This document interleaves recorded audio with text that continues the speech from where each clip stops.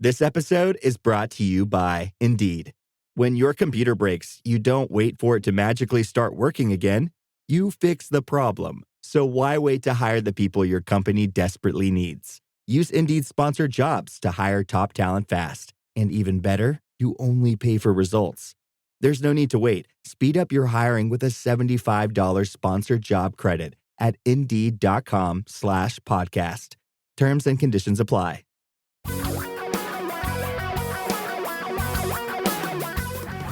Reality radio for a really great future. We're talking real money.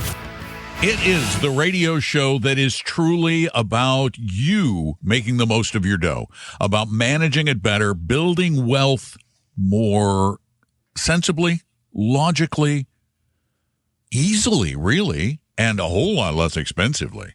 And if you are befuddled, bemused, bewildered by money matters of various kinds, well, this is your invitation to give us a call at 855-935-8255, 855-935-TALK. I'm Don McDonald. I'm in Florida. That's Tom Cock. He's in Bellevue. If you had a third alliteration, I was going to ask for the pill you're taking or something, so you didn't get there. But two is pretty good. Did I say befuddled? So. I think I said yeah, three. No, but you used a B alliteration and used another alliteration. Oh, I mean, that was all. I was like, if you get a third one, I'm going to pop a couple of those. So yeah. Well, you know, it's time for some funky financial fun here on Talking Real Money. Okay, I'm going to want whatever you're smoking or whatever you're taking there. Give me some. I don't know what I'm doing. I have no idea what I'm doing. It's just I know that every Saturday I'm supposed to stumble into this little room and talk with you and all these behind other people. you. Yeah. Although I have to tell you, before today's show, I didn't put it. It's back in its cradle. Before today's show, I went. You know, it's last night I started to watch the last episode of Severance, the latest episode. Just too weird. I watched the first season. It's just anyway odd. So I was watching the last half of the latest episode on my Vision Pro, sitting in my little corner chair here in the studio. And and what I did is I turned the little knob and I upped the immersion. So I was sitting on the beach at Bora Bora with the waves lapping against the shore while watching the show on this giant screen, incredibly sharp television. And I thought to myself, this is magical. Did you wake up and find out the roof was leaking or something? There's water in there. My feet were getting wet, and I thought, wow, it's so real. Uncomfortable. Anyway, it's like we live in a magical time. That is true. We do. We live in despite all this stupidity that we're not going to talk about because it's almost all political. Yeah. And it is stupidity, folks. One of these days, I'm going to have to let loose. I'm sorry. It's just not building here, up inside not me. now. It's just building up. Anyway. And folks, I have an R on my voter registration. Okay, I have an R. They're coming for you. Trust me. I'm just what they call, I guess, an RINO. Yeah. These days, although I think it's the other way around. I'm not. Oh, I'm getting into it again. Never mind. Stop it, Don. Give us a call 855-935-TALK. That is our phone number. Now, we talk a lot about risk and how you, as an investor, should measure risk. We know that you tend to think of risk as the kind you gamble, the kind you get when gambling. You know, you get zero-sum game. Somebody wins, loses. Somebody loses. Yeah, basically. But we try to find a simple measure so that we can kind of look at things and compare apples to apples. And our measure is called standard deviation. Which I hate. You hate standard deviation? I hate the term. I hate the term. I agree. It's because it's so inside. Most people go, they won't even pay attention. To me, it's volatility score. Yeah. And it really is. It's a volatility score. The higher the number, the more a fund fluctuates up and down. That's the both part. directions. Correct. Because people think risk is only going down. That's it. Yeah, right. And a lot of active fund managers say, well, that's just not a good measurement. Because it doesn't truly reflect all the hard work I'm doing and the great returns I'm providing. All those wonderful upsides I'm providing. Well, you can call BS on that one just from that score, because where's the evidence that you actually win on the upside? It's more Doesn't likely that exist. you're losing on the downside. And we think volatility, and I agree, Tom, I hate the term standard deviation. We agree. We think it's a relatively fair measure. I think it is, because it's simply if a line is going horizontally, it's how much you move from one side to the up or the down. That's right. it. And here's why we like it, because one of your biggest concerns as an investor is that fluctuation. That's what scares you. And if an investment had a zero standard deviation, it means it didn't move at all. Didn't go up, didn't go down. So it tells you something important. 855-935-TALK. Tom and Don are talking real money. Your guides to a really great financial future. Tom and Don are talking real money. We got lines open for you right this minute at 855-935-TALK, 855-935-8255 to talk about your money, your investing, your problems with it. And one of the problems we have with investing is the understanding of risk. And as we mentioned earlier, there really are two kinds of risk when it comes to your investments.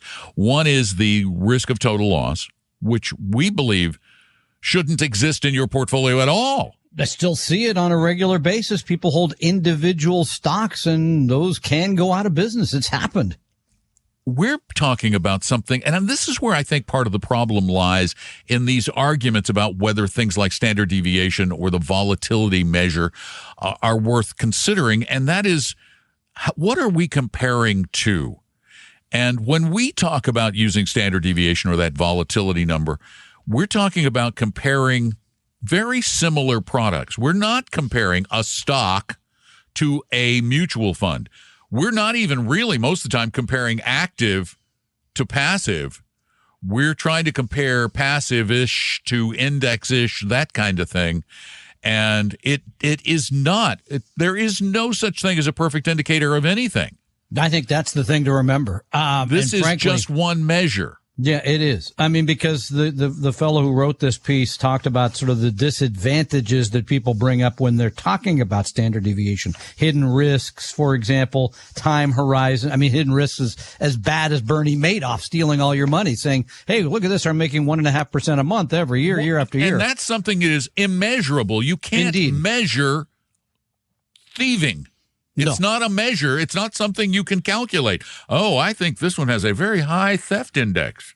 I think the better number, frankly, to examine for any of these things, especially for people pre-retirement or retirement, is drawdown. Because how if you have a $2 million portfolio and we go into a bear market, how much is that portfolio going to be reduced by on a dollar basis? Because I think that's a much better real life situation. I'll give you an example, because I saw it happen in 2008. I knew a guy that it was about $1.3 million, and he insisted on being all in stocks, insisted on it, all 100% equity portfolio. By the spring of 2009, his $1.3 million was, I think it was 815,000. He got out. He couldn't take it anymore. But how would you have measured that in advance? Well, just look at the worst historically. You're right. So you're just talking about look at worst case historical tendencies. But we tried to tell him. He was getting ready to retire in like a year or two, is my recollection. We tried to tell him, look, all the things you and I, don't need to take this much risk. Here's the bad stuff that could happen to you. But until you see the dollars, I don't think it's very impactful. So you're to tell just talking people about in deviation. terms of making a better a case for diversification. See, what I'm talking about is the fact that a very high standard deviation number. The S&P 500 over a decade comes in at about, 16, 17, somewhere in that 15 or so. That at that 15 level, what that is telling you is that your worst case scenario is probably a 40 to 50% 1 year loss at that number. Now, if you have a fund that has a 25 standard deviation, that's telling you that it has the potential to rise higher, but to fall further. So, you're giving up some of that upside. That's okay. What's the standard deviation on the ARC? Oh, ARKK, let's go. I mean, because that's one that has been extremely volatile, both up and down. I would be willing to bet it's, I was going to say this is the 20s. To me, it's the poster child for the tech You're talking stocks. about ARK Innovation Correct. ETF. Yeah. Yep. I have to go to the risk tab, and I want to go as long as possible, which would be 10 years. Or was I wrong? Whoa, was I wrong? What would we say? The S&P is probably 15, 16? Yeah, I think, yeah. Dramatic pause. 36? That tells you everything you need to know. Yeah. Oh, my God. That is what we call a wild ride. And it was a wild ride straight up, and then wild ride straight down. VOO has been, over the same period, VOO which is the has S&P been 15 500. and a quarter. Yeah, S&P 500 has been 15. Right. So 15 to 34. And that's more than half less, because when you look at the way standard deviation is designed, it is. So, yeah. That's the kind of thing that you got to pay really close attention to, because that tells you really how that fund is operated, how it's going to produce these wild ups and downs. We can quibble, and we do quibble over the specifics of all this stuff, because the industry is a pain. The reality is it's a one reasonably good measure of something that is hard for us to grasp. It's just a way for us to make a comparison. And generally speaking, and we are broadly generalizing here, if your investment portfolio has a very high standard deviation, which is what number? What's high? Anything above over the S&P? 20. Okay, I'd say I think that's fair. Yeah. Yeah, that's really high. What does the global, what does VT have, for example? The global. Let me look. By the way, ARK's 3 year? It's almost 46. Yeah, that's more than most people. They say a human being can take how many G's? 2 G's? Yeah, that's some people can take 5 or 6, and you don't want to go out there with your investments. That's beyond your standard deviation. VT has a slightly lower, as one would expect, than the S&P. Standard deviation than the S&P at just at an even 15. There you go. Yeah. And let's look at... that's the kind of thing that's reasonable. But again, if you're going to buy something like ARK with the hopes you're going to make more, by the way, you had to do that right after she started the fund, and it went straight up, because basically everybody bought it after it went down. After it went up and has gone down. You just have to live with the expectation that you're going to have to face those highs and those very lows. Most people can't do it. And it's the low. We love the highs. We do. We love the highs. We hate the lows. Yeah. And by the way, DFA Global Equity, which, by the way, we expect a higher return from. Yep. Right? Based because on it history. takes more risk, because it has more value and more small cap. DFA Global Equity Fund has a 16 10-year standard deviation. Yeah. But you notice the slight differences in that middle of the road in the 40s. Yeah. Right. Yeah. That's, again, there's a lesson there. Yep. The differences exist, but they're not huge. But if you were to get into DFA Global Equity or their similar fund, which is the ETF, DFAW, you're likely to have a slightly higher volatility rate than would just the VT or the S&P 500. I think the lessons are well learned by looking at those numbers. As I say, most of the time when I see people get in trouble is when they do not understand how volatile something they're going to be in, and they look at the actual dollars they've lost. Oftentimes we tell people this portfolio could go down 20%, doesn't mean anything. But when you start with a million and you wake up and you're at 800,000, that is meaningful to most. That's what I'm talking about drawdown. It's interesting. Morningstar also does their own portfolio risk score, and VT comes in with a risk score of 68, and ARKK, and I'm going to get the latest number. I just want to make sure I'm right. And ARKK comes in at 100 plus. Wow. Tom and Don are talking real money. For your real life and real future, Tom and Don are talking real money. Give us a call. Our phone number is 855-935-TALK, 855-935-8255. And it's interesting, another comparison. I want to compare VT, the Vanguard Total World Stock Index, to ARK, ARKK, the ARK Innovation ETF. And when we look out to 10 years, which is the latest time frame they share, so that's as far back as they share. The longest, yeah. Mm-hmm. When we look out over 10 years, the 10-year average annual return for Vanguard Total World Index is just over 9%, according to Morningstar. Yeah. The ARK, remember, off the charts risk. The charts risk. So what would you expect from off the charts risk in a good market? I'll say 20 plus. No, it didn't score that high. But it did beat Vanguard by a sizable margin of 2 percentage points, 11 to 9. Okay. 11 to 9. But here's where the volatility shows. There's so many great lessons if you look at the numbers. Here's where the volatility shows. If you go to 3-year performance, the Vanguard Total World Stock Index, positive 9%. Made 9%. A year. Last 3 years. Over 3 years. Yeah. Right. Okay. If we look at ARKK, which, by the way, won over 10 years, it won over a 10-year period, you had to have a strong stomach because the 3-year return for ARK was a negative 7.5%. A year. A year. Wow, that's painful. So do you see why that standard deviation, while not perfect, it is indicative of real-world performance and expectations? It's not telling you anything for sure, but it gives you a feel for what you might expect. And we see it perfectly illustrated, and I mean perfectly illustrated right here. You would have made more money with ARK, but boy, would you have to have been frightened along the way. Yeah, with most people don't want to do. They don't. They're going to say they want the higher returns, but then when you give them the equivalent downs, they're going to say no. Yeah. Would you rather have 9% or 11% per year? We asked them. With a potential for a 75% down year. There's very few people are going to say yes to that.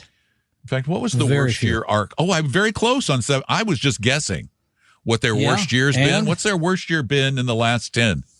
73. Negative 67. Jeez, that's really hard to take. Yeah. Vanguard's worst year in the last 10? Negative 18. That was 2020, yeah. 2022, sir. 2022, my bad, yeah. Not 2020 was COVID. Yeah. You know. Anyway, that just tells you a lot. Yeah, give us a call with your questions at 855-935-TALK. But if you don't call us on Saturdays, which is the only time during the week we take live questions from 3 p.m. to 5 p.m. Eastern, noon to 2 Pacific. I take them every day. But I mean where you can call in and. Yeah, I take those every day too. Okay, then never mind. Don't bother with your questions. Okay, yeah. If you want to be on the program and do them, this is the time to call.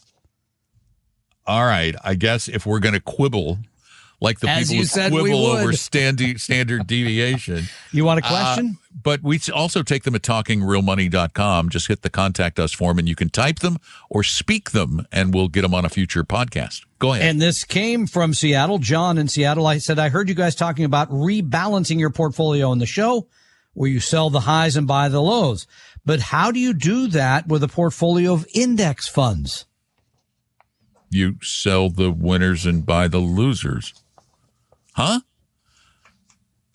If you have, I don't understand the question, but okay. But if you have one index fund, let's just say the only index fund you have is VT. You can't rebalance that. Well, you could balance between that and a bond fund. I said the only fund you have is VT. Oh, okay. So if you had one stock fund, right? But if you had VT and BND, or if you have one target date fund, then they rebalance for you. Yeah, but there's a Are you just being argumentative today? I said you're correct. But before they was like, well, if you have a bond fund and then I went, no, that's not what I said. If you have VT and BND and the stock market goes up so that your 60-40 portfolio is now 70-30, you sell part of VT and you buy BND to get the balance back. And most What's people so don't hard do about it. that? Most people don't do it. They sometimes build the right they portfolio, don't. and then they say, I forgot to check on that. That's something I No, don't get to later. no, that's like today they're going, well, with all the uncertainty in the world, I think I'll wait. Till things Till settle things down. get more stable. Yeah. They don't do that, do they? Tom and Don are talking real money.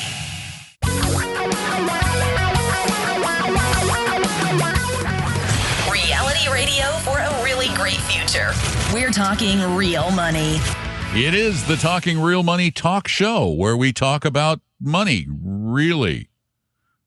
On Saturdays in Seattle on the radio, on Northwest News Radio, and then throughout the rest of the week on our very popular podcast called The Same Darn Thing, Talking Real Money. Got it. Yeah, okay. But on Saturdays, you can call us. That's the only time you can call us. There. Is that better this time? Us. Straightforward, honest. 855-935-TALK. What now? Go ahead. What else? No, I'm waiting for the calls. There aren't any. Oh, okay. There are no calls. I got a lot of looking questions, at the call though. list.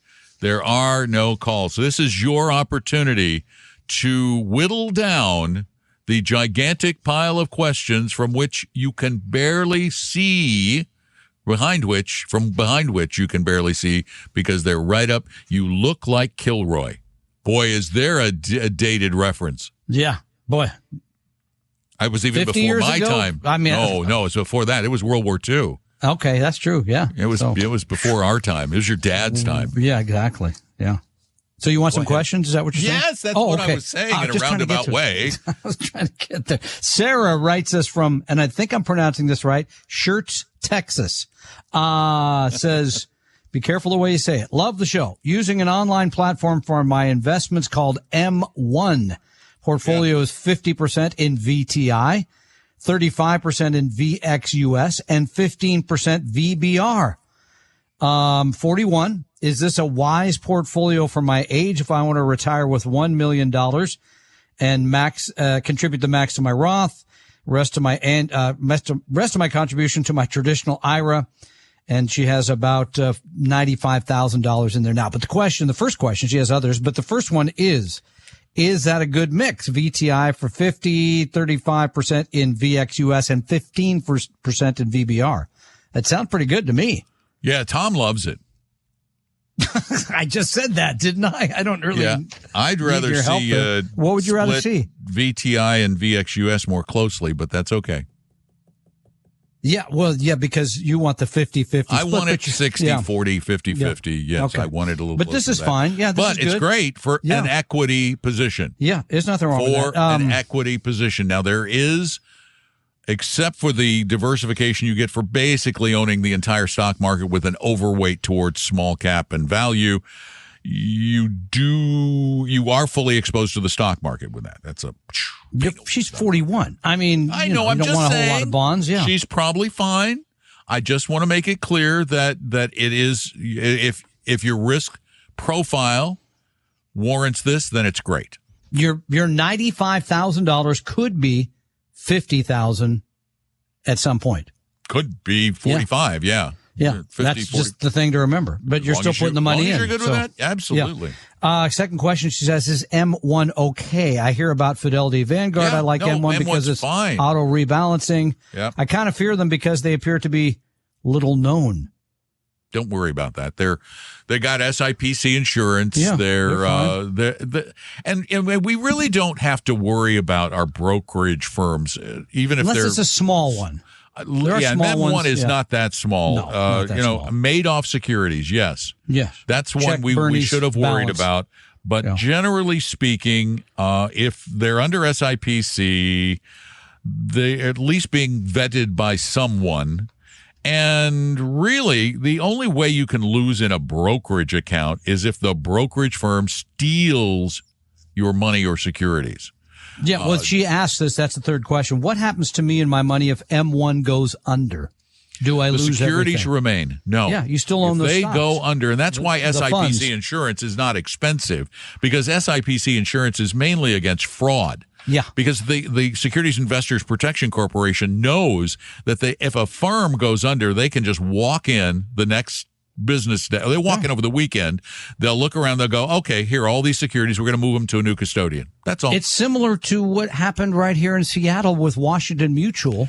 Yeah, because it was FDIC just changed insured. the name. Yep. They Exactly. said, who's going to handle these deposits? There you go. Otherwise, if there was not enough money in the bank to pay off the deposits, or if, in the case of the SIPC, they did steal securities up to their account maximums, they would make you whole from an insurance pool. So, speaking of that transfer, by the way, did you know Jamie Dimon was once up to be CEO of Amazon.com back in the early days? Crazy, huh? I did not know that. Yeah, weird. He's done well either way. It worked out. Yeah, it worked out. 855-935-TALK. Tom and Don are talking real money. Your guides to a really great financial future. Tom and Don are talking real money. Hey there, welcome back to the show. I'm Don. Glad you're there. Tom, he's over there. I think he's glad you're here too. Absolutely. And we would love if you called us at 855-935-TALK to talk about your financial situation. And let's head over to Oak Harbor, Washington, out across the water. Across the water over there. Bruce, welcome to Talking Real Money. Hi, thank you for taking my call. Our pleasure. Thanks for joining us. What's up? My question is, my financial advisor retired, and I'm trying to figure out how to replace him with an appropriate advice. I don't really feel like I want a money manager, but I want someone to help me figure out if what I've got is still good and how to keep it going. I have a mix of individual stocks and mutual funds and ETFs. My wife collects Social Security. I'm trying to wait till I'm 70. I'm 68 right now. Good move on the waiting till 70. Yeah, that wait for 8 is great there. But back to what you were saying there a minute ago. You don't want a money manager. Yeah, we both ruffled our brows on that one. Like, I don't know what that means. Scrunched them. Yeah, what does that mean? Well, what I've seen from searching is some service, businesses actually say, you have to have X amount of money before we'll take your business. Mm-hmm. One of them is the big one that sounds like Fisher. That's Fisher. It sounds like Fisher. Rhymes with Fisher. Yeah. Fisher. Yeah. Wisher. As opposed to just reviewing your portfolio and your life plan, and does it all fit? Let me ask you another question. Actions. Yeah, because what you need is a review of your life plan and if it all fits. Your current advisor, did he work with a bigger firm, or was he or she just an individual advisor? He was just an individual advisor, working. Okay. What do you call it? Covered by licensing, the security. Yeah, just a solo practice, a solo practitioner. Can you tell me, do you have your stuff there? Do you know it well enough just to say, which securities do you own? You said you own some individual stocks and some ETFs and funds. Can you give me the names of any of them? No, I'm actually sitting in my car. So, do you remember any of them? I have a Prudential annuity. Uh-huh. My wife has a Prudential annuity. Those have both been activated. I have Amazon, Apple, Microsoft stock, Broadcom also. Those have been done very well. A couple of mid-cap ETF and a bioscience ETF. Okay. Well, we can already, and I don't want to disparage the retired, but actually I don't mind doing that because I've been doing it for so many years. I'm accustomed to being a mean old person. But this was a terrible advisor. Maybe a nice person. I'm not saying he is not a nice person, but this was horrible advice. Well, and that's what we call a broker's portfolio. When you have individual stocks, portfolio. Sometimes the annuities in there. There's okay, but let's go back to where you started, because it sounds to me like you might need help from a real full-time fiduciary, because sounds like you're manager. Yeah, you're saying, I don't really need that. Here's what I would do. I would at least go look at the field of those people to see who might be a right fit, because rather than just ruling them out, and what's the reason you don't want to go that route? I guess would be the question. Is it expense? Part of it, yes. Also tax liability. I hate a good advisor would do their best to reduce your tax liability. That's part of the. Well, no, I think what he's saying is if you had to sell everything, right? That's what I'm saying, though. But a good advisor would not have you sell it all at once. No one would do that. But a good advisor, a good fee-only fiduciary advisor, would completely rebuild what you have, because it's a hodgepodge. It is trying to buy the latest hot things, and that I could tell that from the mid cap and the bio, and the stocks, the individual stocks. It's somebody trying to guess what the future is going to bring, and put you in the hot spots. But it also makes for a very, very dangerous portfolio. And do we still have a list up at TalkingRealMoney.com? I think we still have a list. I think we do. Go to TalkingRealMoney.com/help, HELP. And there's a whole section on how to find a good, true fiduciary advisor. And let me tell you, a good, true fiduciary advisor would never sell you an annuity right off the bat without finding out if an annuity was truly appropriate. And it would probably a good advisor would only in extreme cases put you into a no-load immediate annuity, possibly, but that would be a rare occurrence. Annuities are very expensive, giving up control product. We don't generally think most people should be in them.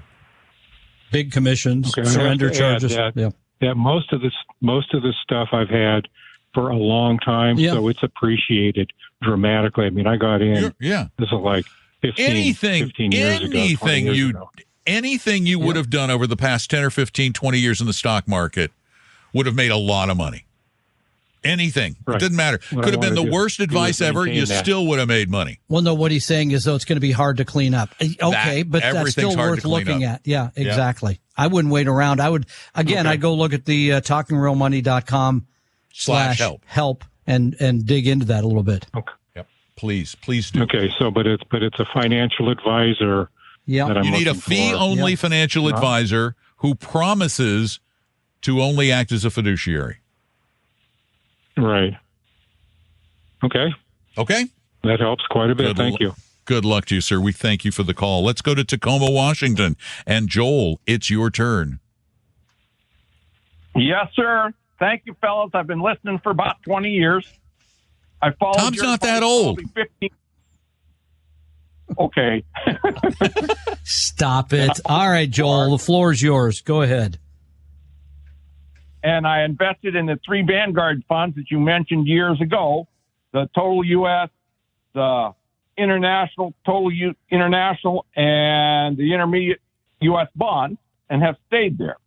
Good. And have done, okay. And I'm doing about the 60-40 split. I saw Derek for the plan here probably 6 or 7 years ago and have followed along.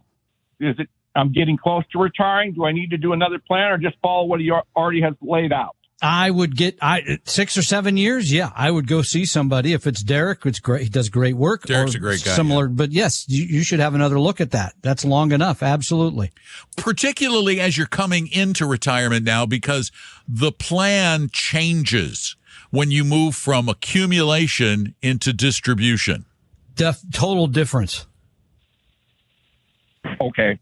Because I'm going to retire probably 18 months out or so. Yep, it would be worth doing sometime in the next year or so. No rush, but I think it's something that would make a lot of sense. And I got to tell you, you probably put your mind at ease, too, going into retirement, which is invaluable. I keep contributing, because I'm still working Boeing 401k and I'm sending Vanguard money, blah, blah, blah. But the driver is, I'm going to have a hard time pulling money out. That's the most difficult part for most people. It's changing your habits. And And that's part of what that plan is going to do. It's going to show you how you should do that and how you can do that in the most comfortable manner possible. And Joel, thanks for listening for, wow, that long, huh? We are old. We're old. Tom and Don are talking real money. For your real life and real future, Tom and Don are talking real money. You know, the Retirement videos are up online, and I'm really, really disappointed in all of you. I don't know that I even really want to speak with you, because Tom's not only number one in views, he must be having his family click on it a lot. He must be clicking every moment. That's the only way I can imagine it would be. The spread would be that wide. Tom, all of the classes from Retirement are up online and individually, so you can go watch whichever one you like. So you can watch whichever one you want. Mm-hmm. And Tom's, which is called Creating a Sustainable Retirement Income. I don't even know that's what it's about, but what the heck? I told some stories. He has 155 views. 155,000? 155 views. Oh, come on. Then what are you all worked up about for? Well, because okay, Jason Gentile is number 2. That does hurt. At 112. I got to admit. Yeah, okay. I only have 108. That puts me at number 3. Yeah, who's number 4? Number we 3. Want to mention. Who is Apollo? Apollo Lupescu is number 4. He should be number 1 because he's the most gifted speaker. He was the best. Yeah, he was the best of all of us, but I'll admit it. For some reason, you're number 1. But Jason coming in second. I don't know. So I demand a recount. It doesn't matter. But no, I don't demand. I'm winning. Why would I want to recount? I should be very happy with the results. You should. You can go watch any of them you like. Is the bottom line. That made me notice an email I got from Appella inviting me to the Social Security Puzzle webinar, putting together the pieces for your financial future with Jason Gentile. It's a webinar. Yeah, and March it's free 25th. and everything. Right? Yeah, it is free. Yeah. Yeah, I'm looking Anybody at it can attend that. And you can go to Appella Wealth. March 25th at 4 p.m. Eastern, 1 p.m. Pacific time. AppellaWealth.com and click on events, I believe, and it's right there. So, yeah. Anyway, I thought I'd plug Jason's thing since people But you can go get the same information right now from my talk at Retirement. It's right there. No, you talk can't. about Social Security and I talk about all that stuff. Okay. All right. No, fair enough. Do not click on Tom's. No more. Right and balance. Enough people have watched it. 155. I let him get to 160 maybe, and then I'm pulling it down. You had me all worked up. I thought it was 155,000, but it's 155. No, it's 155. Yeah. I have 108. Although let's look at how many likes you have. I have 4 likes. Okay. Yeah. And how many have you 5 likes. Dang. I think it's 20% more or something. Oh, so. Killing you, man. I'm killing appalled. you. Wait. Thank you all. Thank you all. Let me feel better. Let me look at Jason's. 2 likes. Yes. Okay. Ha ha. Take that, Jason Gentile. Sure, he's back home sweating right now. I'm sure he is. He's probably. Anyway. I'm sure he's listening to the show. Guess what? All of this stuff is free because we want you to help it get it right. So Retirement or the tax and Social Security thing, Jason's doing. Yes, you can view all those things, and they're valuable. There's great information there. So take advantage. Would be my take. Our Q&A is only 50. Wow. No, that's okay. Really sad. I haven't watched it, so I don't know how it sounded. Well, I haven't either. I mean, I was there, but I don't know that I paid that much attention. So if you want to go to watch the Retirement videos, go to retirement.com. What? You were there, but you didn't. I didn't pay any attention. That doesn't say. It does sound like me, doesn't it? It does sound like you. I was there. I said stuff. Don't know what I said, but I said stuff. So go to Retirement and get that stuff, or go to youtube.com and look for the Talking Real Money channel, or go to talkingrealmoney.com.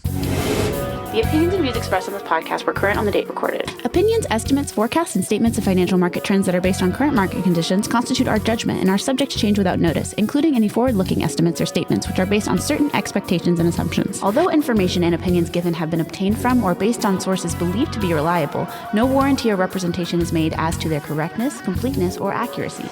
Information presented on the podcast is not personalized investment advice from Appella Wealth. The views and strategies described may not be suitable for everyone. This podcast is not not identify all the risks, direct or indirect, or other considerations which might be material to you when entering any financial transaction. Past performance does not guarantee future results, and profitable results cannot be guaranteed. We hope you realize that the information provided on Talking Real Money is for informational, educational, and hopefully enjoyable purposes only. The podcast is not trying to get you to buy or sell any financial products or securities.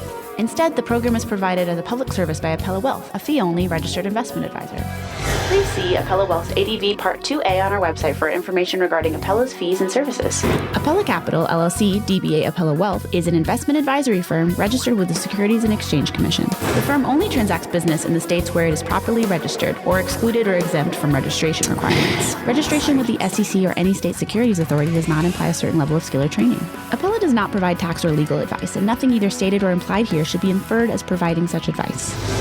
Thanks for listening, and please visit TalkingRealMoney.com for more information and important disclosure related to performance of any specific index or fund quoted in this podcast. And the lawyers get richer.